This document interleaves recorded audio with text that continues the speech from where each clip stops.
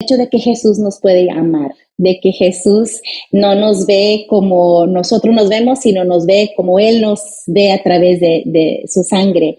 Entonces Él fue a ser conocido como el apóstol del amor, aunque inicialmente no comenzó de esa manera. Inicialmente el apóstol Juan junto con su hermano Santiago eran conocidos como los hijos de trueno. Me imagino que tenía un temperamento medio violento el hermano, estaba lleno de furia, quizá como muchos de nosotros antes de conocer al Señor, lleno de coraje, y él quería una vez llamar fuego del cielo para freír a todos los samaritanos cuando los samaritanos no le daban la bienvenida a Jesús y a sus discípulos en una de las historias de los evangelios. Y Juan pensó que era muy adecuado, manda fuego del cielo y consúmelos. Ese tipo de persona era él. Pero ¿cómo cambió? El apóstol Juan cambió a medida que pasaba tiempo con el Señor, porque entre más nos acercamos al Señor, menguamos para que Él crezca, ¿verdad? Entonces Él empezó a cambiar su temperamento y qué interesante que este hijo de trueno ahora se vuelve como el apóstol del amor.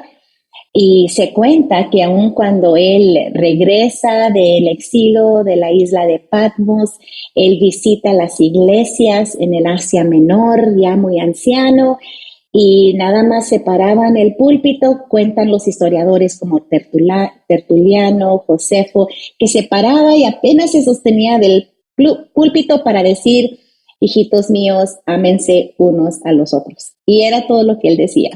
Pero quiero llevarlos primeramente, antes de entrar a Juan 1, el propósito de este evangelio, el propósito y por qué es tan importante estudiar el libro de Juan. Y estoy aquí estoy usando la versión de la Biblia de las Américas. Dice, y muchas otras señales hizo también Jesús en presencia, permítanme, me está tapando aquí mi pantallita. Ok, en presencia de sus discípulos que no están escritas en este libro, pero estas se han escrito para que creáis que Jesús es el Cristo, el Hijo de Dios, y para que al creer tengáis vida en su nombre. Este es el propósito de este evangelio. Primeramente, Él buscó muchos testigos en sus discípulos, las señales que hizo, y tantas fueron que no las pudo poner todas en este evangelio. No, dice, no están escritas. Si se hubieran escrito, no hubieran cabido en todos los libros del mundo. Pero lo que sí escoge Juan para escribir en este evangelio, lo que sí escribió es para que la persona creyera que Jesús es el Cristo. Cristo es Mesías. Cristo en griego, Mesías en hebreo, significa el ungido de Dios. Esto que usted va a leer o que ustedes leen en el libro de Juan es para que crean que Jesús es el Hijo de Dios, el Mesías, el ungido. Y segundo, para que al creer tengas vida en su nombre. Qué hermoso es entonces que Jesús es divino, Él es el Cristo, Él es el Hijo de Dios, y al creerlo, yo entonces puedo obtener vida eterna a través del Señor. Entonces, eso es el propósito de este libro de San Juan, para llevar la gente a Cristo, pero también a nosotros como creyentes, para mantenernos redescubriendo quién es Jesús, cada día, reexperimentando su gracia, su amor a nuestras vidas, reexplorando su profundidad. Y lo podemos hacer porque la palabra del Señor es una semilla, es viva. Y yo siempre digo, mi esposo y yo somos pastores aquí en una iglesia que mis padres fundaron hace 35 años. Y les decimos a la gente, usted lea la Biblia, léala, estúdiela, aunque no le entienda, léala porque es semilla, es vida, le transforma. Entonces, cada vez que leemos la palabra de Dios, volvemos a conocer la profundidad de Jesús. Ahora, este evangelio de Juan,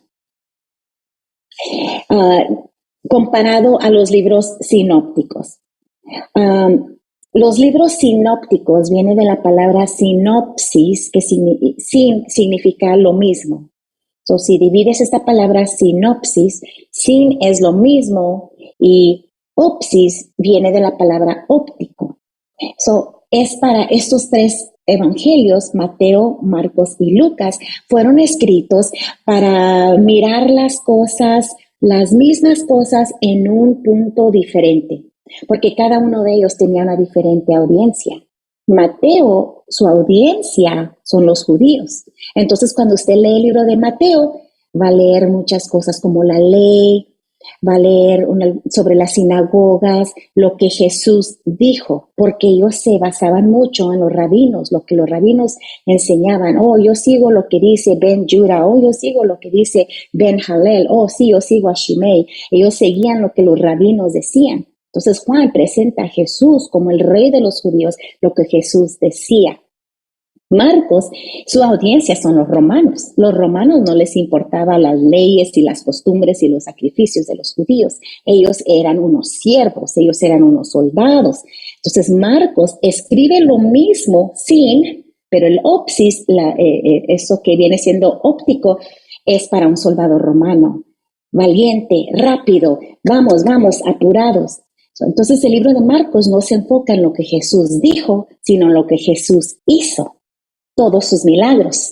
Y muchas palabras claves en el libro de Marcos va a ser inmediatamente, de repente, porque los soldados así tomaban órdenes rápidos. Entonces Marcos presenta a Jesús a su audiencia romana como un hombre que es poderoso. Ni siquiera habla de la genealogía de Jesús, como Mateo, que tenía que comprobar la genealogía de Cristo.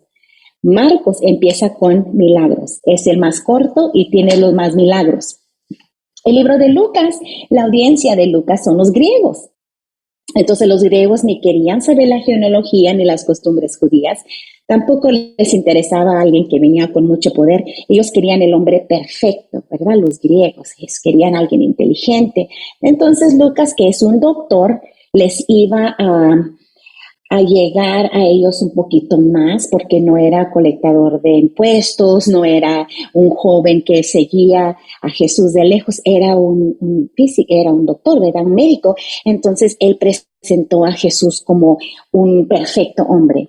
Y en el libro de Lucas usted va a mirar muchos, lo que no judíos, gentiles, mujeres, soldados, porque Lucas quiere presentar que Jesús, el amor de Jesús es general, a los niños, y va a mirar muchas historias, pero todos los tres libros, aunque tienen diferentes audiencias, diferentes lentes ópticos, sinópticos para ver las mismas cosas, no son libros de gracia.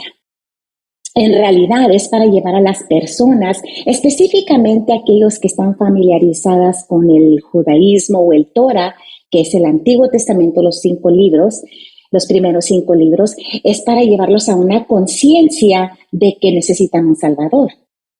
Pero versus Juan es el evangelio de la gracia, porque la gracia no puede venir realmente, no empieza hasta después que Jesucristo muere en la cruz, ¿verdad?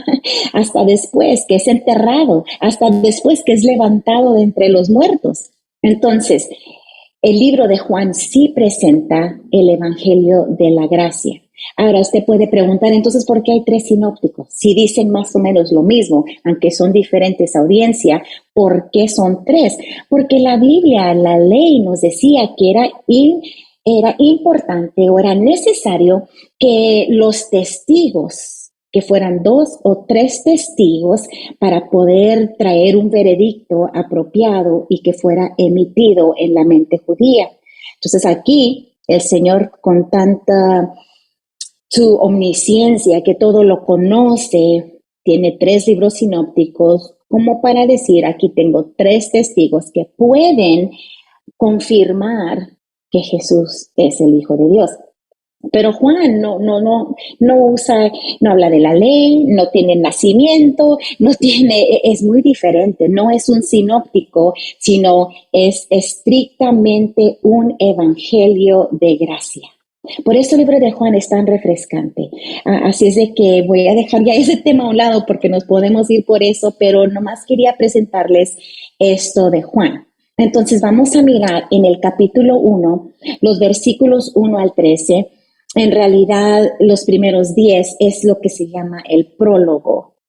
Y en el diccionario, tú lo puedes hacer Google, ¿verdad? El prólogo o es un prefacio, es una breve exposición que antecede la introducción y generalmente lo escribe la persona distinta del autor y presenta un elogio de la obra. En este momento, pues el prólogo que vemos aquí lo escribe el apóstol Juan. Entonces, si seas tan amable de ir conmigo a Juan 1 y veamos los primeros 2 versículos. En el principio existía el verbo y el verbo estaba con Dios y el verbo era Dios. Él estaba en el principio con Dios. Hasta ahí, ¿ok? En el principio. Mira cómo dice, ya existía el verbo. En otras versiones dice la palabra. En inglés dice the word. Y el verbo estaba con Dios. Él estaba en el principio con Dios, desde el principio. Y la idea es que el verbo estaba allí antes que nada fuera. El término griego de la palabra o verbo es logos o logos.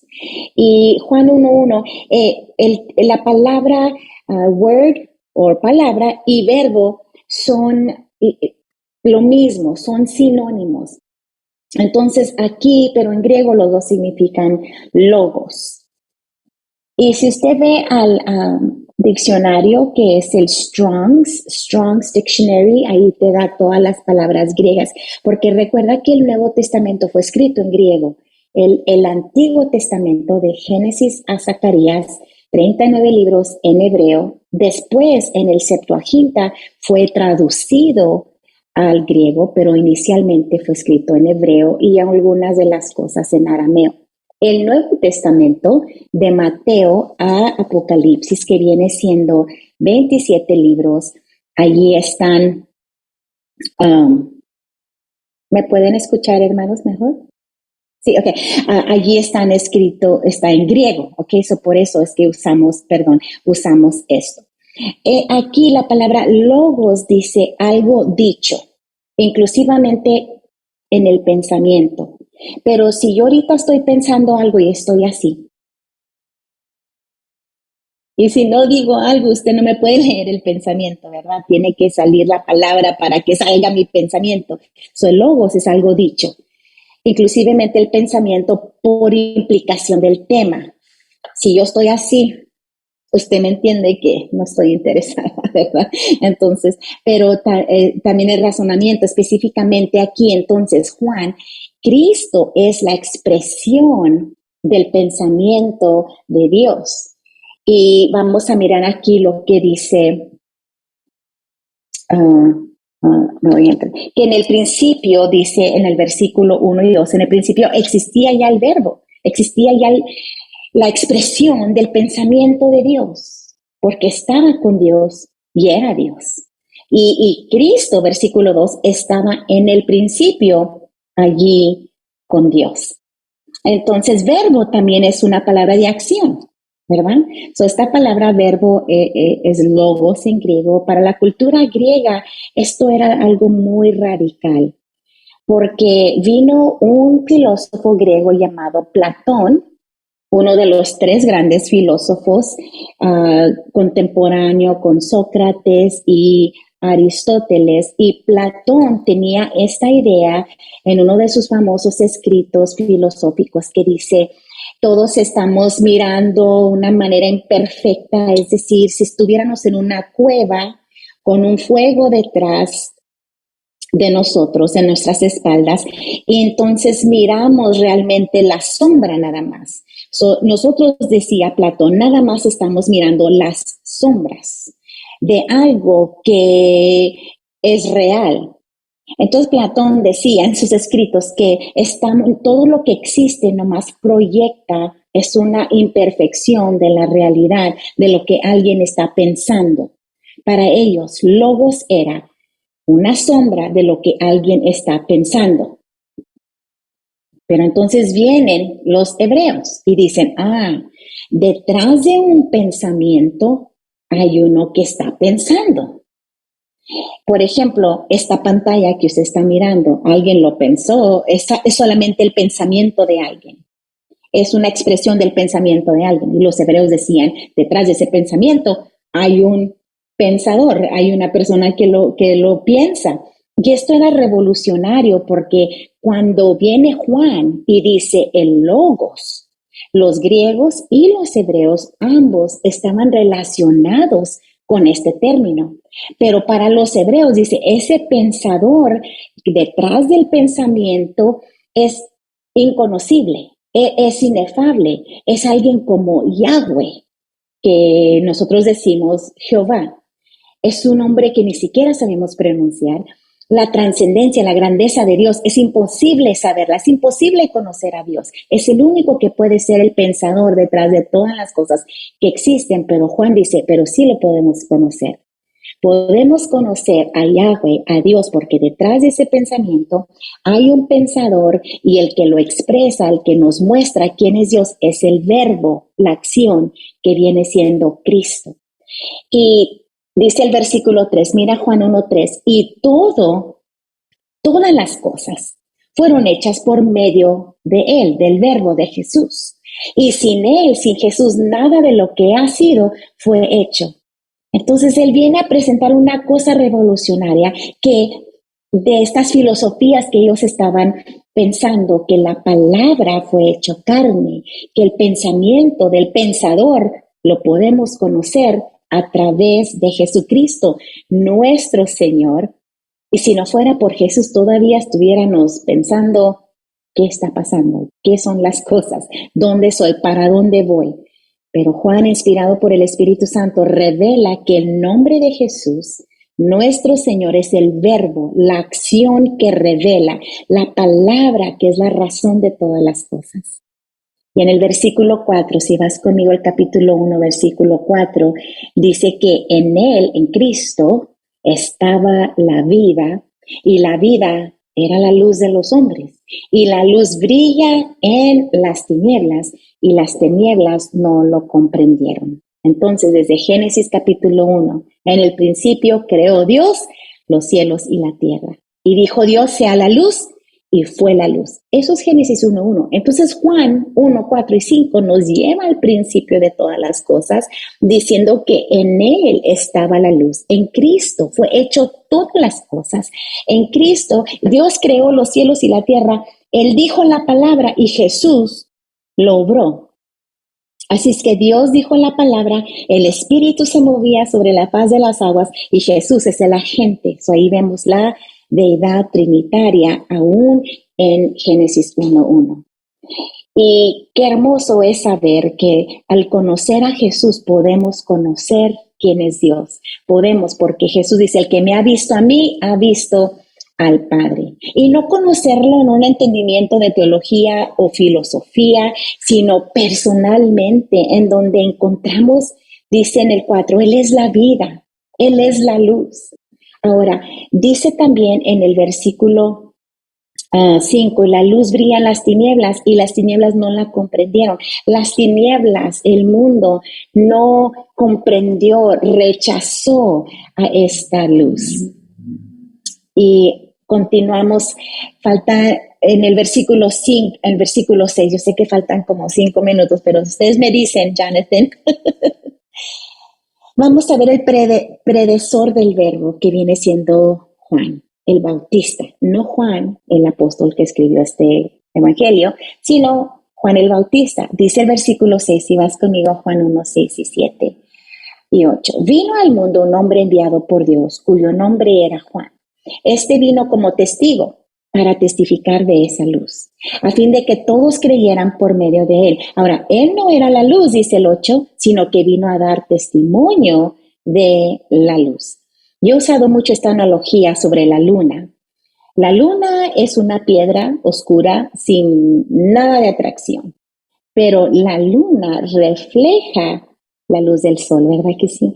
La luz del sol. Entonces, dependiendo cuánto planeta Tierra se mete entre las dos, es lo que la superficie que tú puedes mirar.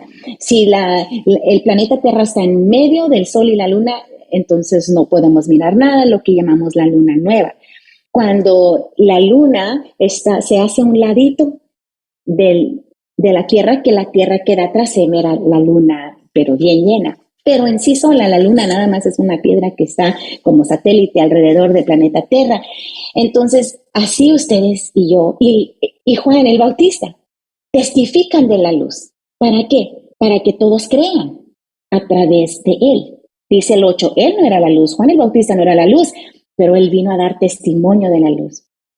Igualmente ustedes y yo, es lo que somos. Mientras pasamos tiempo con el Señor, mientras pasamos tiempo en su presencia, aprendemos de Él, escuchamos de Él, hablamos con nuestros hermanos, entonces empezamos a reflejar la luz de Cristo y somos una luna llena. Y cuando el mundo se empieza a meter, nos viene apagando poquito la luz, ¿verdad? Entonces, si yo permito que el mundo se interponga entre yo y Jesús, voy a disminuir la luz que yo puedo reflejar. Y el Señor nos ayude a ser lunas que reflejan, así como lo fue Juan el Bautista. Él no era la luz, pero fue enviado para dar testimonio de la luz. Versículo 9 dice, existía la luz verdadera que al venir al mundo alumbra a todo hombre. 10, en el mundo estaba y en el mundo fue hecho por medio de él, de Jesús. Y el mundo no le conoció. Y quiero ver, no hay, la oscuridad es simplemente esto. La definición de oscuridad es ausencia de luz. Entonces, cuando la persona no quiere a Jesús, rechaza a Jesús, hay una ausencia de luz, porque Él es la luz verdadera. Y por eso vive en tinieblas, en oscuridad. Y el versículo 11 dice, a lo suyo, singular, a lo suyo vino. Ese suyo es Israel. Vino a Israel. Y los suyos no le recibieron. Y hasta ahí vamos a parar. Me acaban de decir, entonces volvemos a iniciar. ¿Está bien? Hasta aquí, ¿habrá un comentario, una pregunta? ¿Algo mientras seguimos después al versículo 12? ¿Una observación?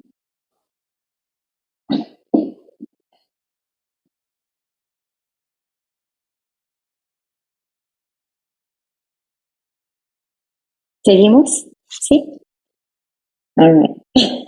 Estábamos hablando del versículo 11 que dice ahí, a lo suyo vino, o sea, al pueblo de Israel vino, pero los suyos, vino al pueblo de Israel, pero las personas, la humanidad,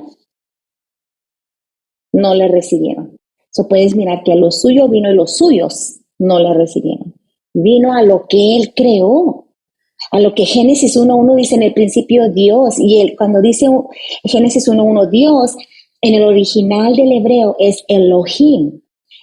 La palabra él es Dios, y es singular. Elohi son dos, Elohim son tres o más. Dice en el original del hebreo, en el principio Elohim, tres o más, creó los cielos y la tierra. Y él vino a lo suyo, él vino a lo que él creó y al pueblo escogido, pero los suyos no le recibieron. Qué tremendo que hay ese libre albedrío. Muchas personas preguntan, pues si Dios sabe que vamos a escoger maldad, ¿para qué puso al diablo? ¿Por qué hay tanta maldad? Y créemelo o no, la gente dice, ¿por qué hay guerra? ¿Por qué hay sufrimiento? ¿Por qué hay maldad?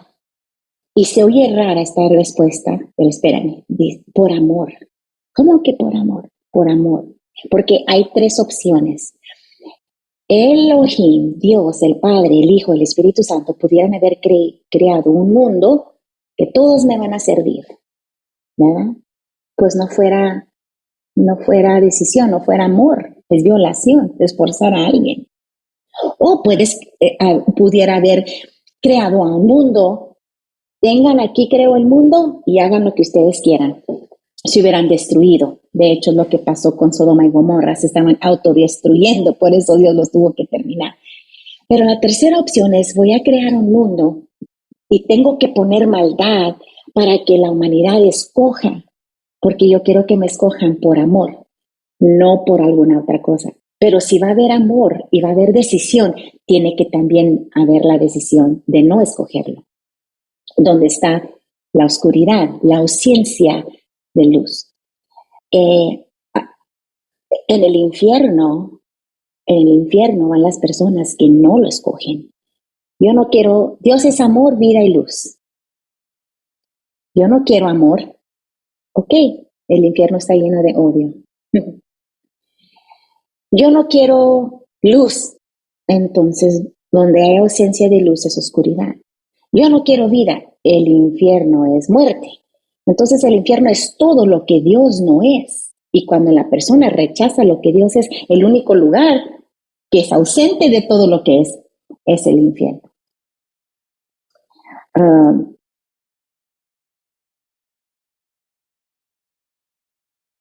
Bien, vamos a ver aquí donde dice versículo 12. Pero a todos, sin embargo, a todos los que le recibieron, ahí estamos usted y yo. Usted y yo lo recibimos. Vino al mundo, a su pueblo Israel, pero entonces se abre la puerta de la gracia a todos. Porque entonces todos los que le recibieron, entonces se les da el derecho y se nos da el privilegio de ser hechos hijos de Dios. Dice, a los que creen en su nombre. Entonces, su nombre está la salvación. En su nombre, entonces podemos todos alcanzar la gracia de nuestro Dios. En el nombre de Jesús. In the name of Jesus. Que Jesús viene, ¿verdad? Yeshua, que significa Jehová salva. So, el Salvador, yo necesito ser salvo. Yo estoy perdido eternamente, necesito un Salvador. Entonces dice Juan, el apóstol que escribe, inspirado por el Espíritu Santo, este evangelio, entonces yo traigo este nombre. Y en los otros evangelios, ¿verdad? Dice ahora que vamos a celebrar la Navidad, que un ángel dice, este día en la ciudad de David, el Salvador ha nacido, Cristo el Señor. De repente ahí podemos mirar que Jesús me salva, Él es el salvador de mi alma porque lo recibí, porque creí en su nombre y lo recibí. Dice también Romanos capítulo 10, que no se cree en el corazón, pero con la boca se confiesa para la salvación. Él es mi salvador y necesito que creer en Él y recibirlo para poder entonces ser un Juan 1:12, ser hecha hija de Dios. Y en el 13 dice, no son nacidos de sangre, ni de la voluntad de la carne, ni de la voluntad del hombre, sino de Dios. Eso dice, los que no nacieron de sangre, ni de voluntad de carne, ni voluntad de hombre, quiere decir que la salvación no se hereda de persona a persona. No solamente porque mi abuelo o mi bisabuelo o mi tatarabuelo era un cristiano, eso no me hace cristiano. Tiene que cada quien creer y recibirlo personalmente. En el versículo 14, hasta aquí es el prólogo, y en el versículo 14 nos habla que este verbo fue hecho carne. Este logos, este que revela los pensamientos del pensador, este que viene al corazón del Padre, a revelarnos que podemos ser hijos de Dios a través de la gracia. So, los griegos tenían un concepto muy bajo de Dios. Para ellos, para los griegos, todos los dioses mitológicos eran personas simplemente superhombres, que no sabían, que estaban confundidos, que no sabían qué hacer, tales como Zeus o Hermes. Y ellos no eran igual al hombre, pero eran como nomás estaban jugando, eran inmaduros. Y los judíos tenían un concepto súper muy alto de Dios. Para ellos ni siquiera podían mencionar este tetragrammatón, ¿verdad? Las palabras de Jehová, las letras Y, W, H y V, no la podían pronunciar porque era demasiado santo. Entonces ahora que viene Juan y dice, y este verbo es de Dios, en Jesús se hizo carne y habitó entre nosotros, era para ellos en realidad asombroso poder escuchar esto, que Dios se ha acercado a la humanidad a través de Cristo Jesús. Y la Biblia nos dice en Filipenses 2, si gustas ir ahí, Filipenses 2, 5 al 11, una verdad tan tremenda, una escritura que siempre ha llenado mi alma. Filipenses 2, 5 al 11.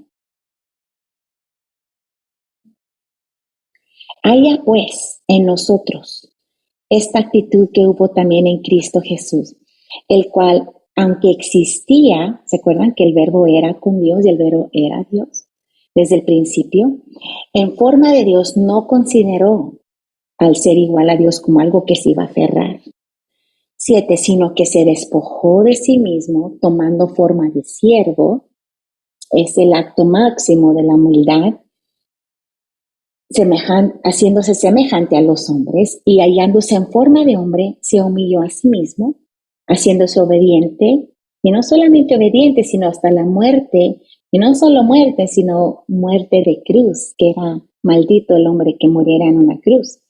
Por lo cual Dios también lo exalta hasta lo sumo y le confirmó el nombre, ahí estamos hablando del nombre, que es sobre todo nombre, para que en el nombre de Jesús se doble toda rodilla de los que están en el cielo, en la tierra, debajo de la tierra, y toda lengua confiese que Jesús es Señor, para gloria de Dios el Padre. Entonces, regresando a lo que nos dice el libro de Juan, capítulo 1, versículo 14, que este verbo se hizo carne y habitó entre nosotros. Después dice, vimos su gloria, su kabod, el peso de la gloria de Dios, lo vimos. Gloria como el unigénito del Padre, lleno de gracia y verdad. Dice en el versículo 14, habitó entre nosotros. Esta palabra de habitar, una vez más en el original, viene siendo como un tabernáculo. He tabernacle. Él se hizo un tabernáculo y estuvo entre nosotros. Y se refiere a como el tabernáculo, esta tienda que viajó con el pueblo de Israel en su viaje por el desierto. Él hizo tabernáculo entre nosotros y cada una de las piezas del tabernáculo que él mismo le dio las instrucciones, Moisés, para que Moisés pudiera hacerlo, para que Moisés lo diseñara, es un diseño de Dios. Aún empezando en la entrada, aquí miramos el primer altar del holocausto, una entrega total donde se quemaba completamente el sacrificio. Y estaba aquí el lavacro, que estaba tan clara el agua que se podía mirar, pero aún aquí podemos mirar la tienda, este lugar donde Jesús, cada una de esas telas representan algo de la deidad de Jesús. El morado, el azul, el rojo, todo representa. Entonces era adentro lleno de oro, pero por fuera era pieles de animal, representando como Jesús por dentro era divino y por afuera, ¿verdad? Era piel humana. Tiene tantas simbolismo el tabernáculo, que era lo que los israelitas, mientras viajaban en el desierto, tenían que armarlo y luego desarmarlo para moverse siguiendo la nube o la columna de fuego. Y cuando paraban la columna de fuego o la nube de día, allí desarmaban todo y volvían a armar este lugar donde caía la presencia de Dios. Pero ahora ya dice aquí, Él habitó entre nosotros, para que ya nosotros no tenemos que hacer esos sacrificios. Ahora Jesús es la gracia es inmerecedora, es el favor que Dios nos da a través de Jesús. Versículo 15 al 17, Juan dio testimonio de él, otra vez hablando de Juan el Bautista, dio testimonio de él y clamó diciendo, este era de lo que yo decía, él viene después de mí, es antes de mí, porque era primero que yo. ¿Cómo es esto? ¿Cómo es esto? ¿Cómo es esto? ¿Verdad? Y muchos conocemos quizá que Juan el Bautista y Jesús pues eran primos, y Juan el Bautista era el hijo de Elizabeth, 6 meses mayor que Jesús. Y él dice, viene antes de mí, pero viene después de mí, pero antes de mí, porque Juan reconocía que Jesús era Dios, que no tuvo principio, que Él existía, que simplemente reconoció que vino a humanarse para morir por nosotros.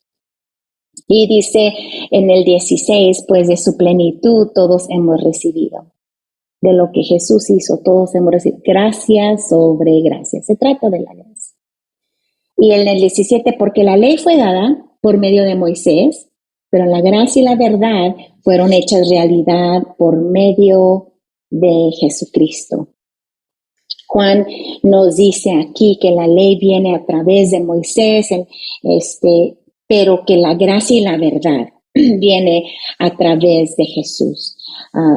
Muchas personas tienen mucha gracia, pero no dicen la verdad. O otras personas dicen la verdad, sí, mucha gracia. Jesús es las dos cosas, amor y verdad. Y vimos su gloria, dice. Vimos en el versículo 18, nadie ha visto jamás a Dios, el unigénito que está en el seno del Padre. Él ha dado a conocer.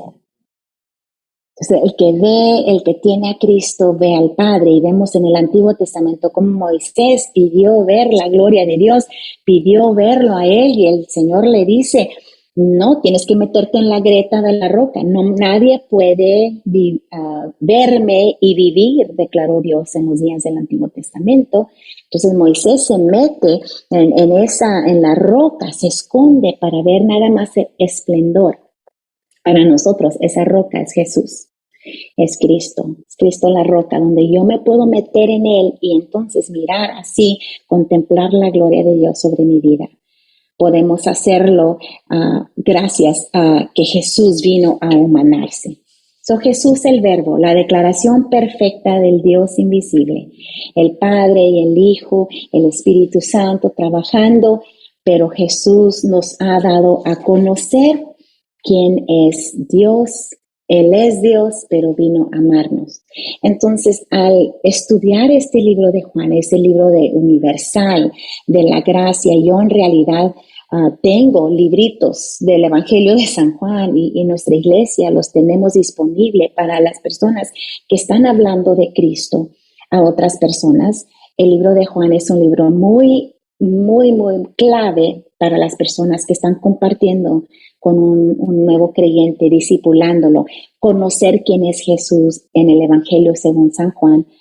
Y espero que en esta noche hayan sido edificados. Les agradezco el tiempo y la atención que me han puesto en la invitación y Dios me los bendiga y de veras los admiro por unirse y hablar de las cosas de Dios. So, thank you, Jonathan. Muchas gracias. Pues como siempre damos ya este tiempo para preguntas, dudas que tengan de lo que hemos estado aprendiendo, comentarios. No sé, Ivonne, que tú siempre te gusta empezar, pero vamos a darle el espacio para eso antes de terminar. Amén, Dios les bendiga a todos. Antes del tiempo, no sé si puedes orar, Jonathan, para cerrar este momento de enseñanza y ya luego pues dejamos el tiempo para los comentarios. Amén. Vamos a orar. Señor, gracias por este maravilloso día que tú nos has permitido nuevamente volver a reunirnos, Señor, y conocer de tu palabra. Como habíamos dicho iniciando, que estamos muy emocionados por conocer un nuevo libro, Señor, y conocer de tu palabra, poder compartirla y crecer, edificarnos a través de tu palabra. Señor, te pido que bendigas a nuestra hermana, Señor. Gracias por la oportunidad que nos diste de tenerla con nosotros, Señor. Que tú la bendigas y que tú la guardes en su iglesia, con sus ministerios, Señor. Te pido que a cada uno de nosotros, Señor, nos sigas llenando a través de tu palabra. En el nombre de Jesús. Amén.